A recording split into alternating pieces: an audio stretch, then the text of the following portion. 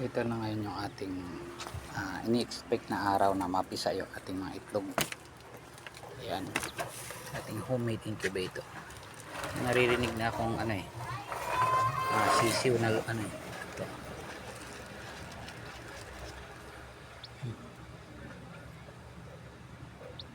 Ayan na yung lalabas na.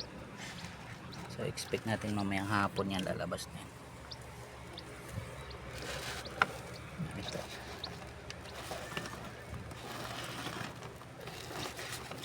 Ito lang ako paikot ng mga itlog, ganyan lang. Hindi mo kailangan halukayin ng gusto yan. Ganyan lang. Yan. Lumabas na yung yung beak niya. Mamayang gabi yan lalabas na sila. Yan, sa ating homemade incubator.